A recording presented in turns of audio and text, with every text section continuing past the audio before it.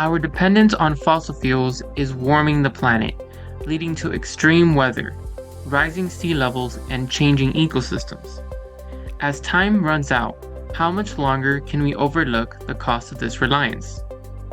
Climate change has been talked about for many years. However, we don't see any drastic changes being made to improve Earth's living conditions. Who would want to live like this in the future?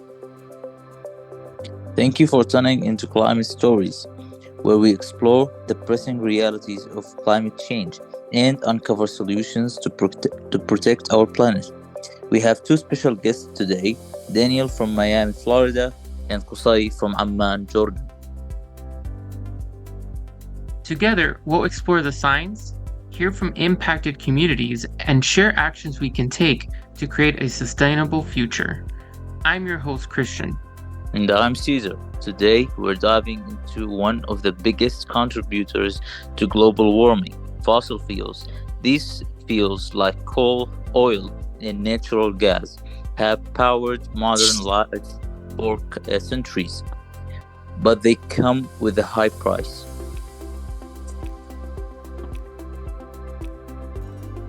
Fossil fuels are non-renewable energy sources formed from ancient plants and animals. When we burn them to generate electricity, fuel our vehicles, or heat our homes, we release greenhouse gases, primarily carbon dioxide and methane. These gases trap heat in our atmosphere, causing what's known as the greenhouse effect. Exactly, and it's happening on a massive scale. In fact, countries like China, the US, and India together consume over half of the world's fossil fuels, around 15 billion metric tons annually. This is pushing CO2 levels higher and driving global warming. It's alarming in Jordan. For example, fossil fuels account for 50% of the country's energy consumption. Despite efforts to use renewables like wind and solar, the reliance on fossil fuels is still huge. And that's where the problem lies. The more we burn, the more heats get trapped, leading to climate disruptions. The Harvard T.H. Chan School of Public Health points out that burning fossil fuels not only harms the climate, but also pollutes the air, leading to health issues like respiratory diseases and heart problems. Our modern lifestyle, everything from electricity in our homes to the cars we drive, relies heavily on fossil fuels. But while they've powered progress, they're also responsible for significant environmental and health costs. Take a look, for instance, at what's happening to the coastal areas of Miami, Florida.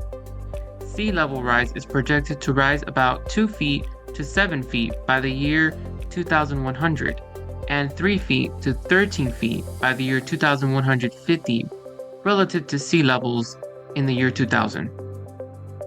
This poses a severe threat to the population, infrastructure, and well-being of the state.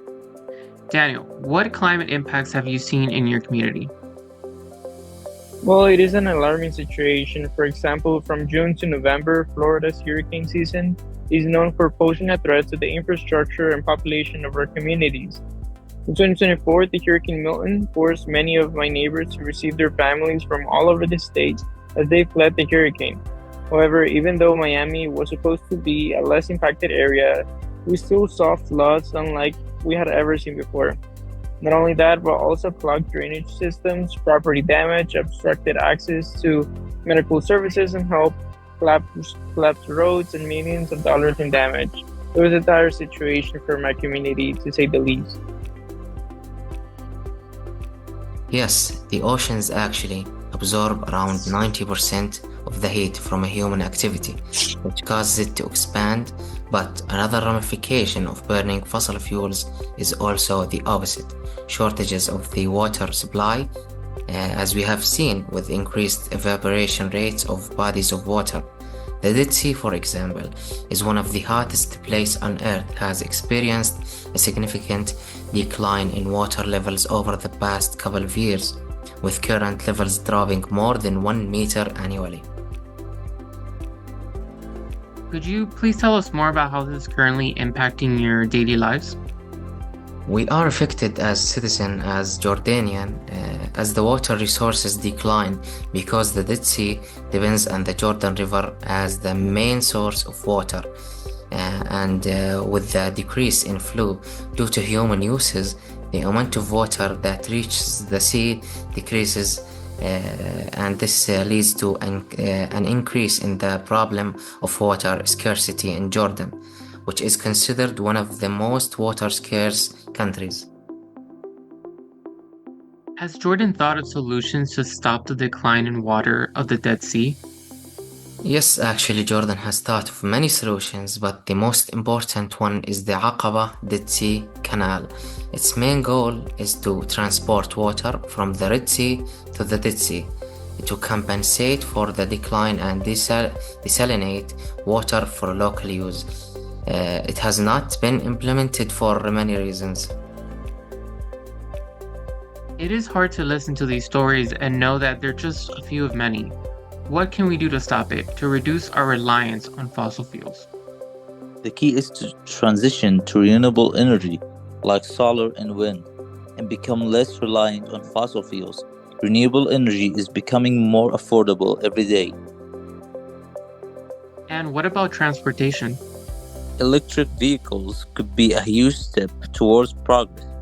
The more people that drive electric vehicles, the less we will rely on oil. Plus, governments can help by making EVs more affordable and accessible. And in industries? Industries can do a lot to help mitigate the effects of climate change. They can use cleaner technology, reduce carbon emissions, and improve energy efficiency. Reducing waste and using energy smarter at home also helps. So it's really about using less and switching to cleaner alternatives. Right. It'll take a collective effort. But the more we embrace renewable energy, reduce waste, and encourage sustainable practices, the sooner we'll see a significant reduction in fossil fuels use. The time to act is now.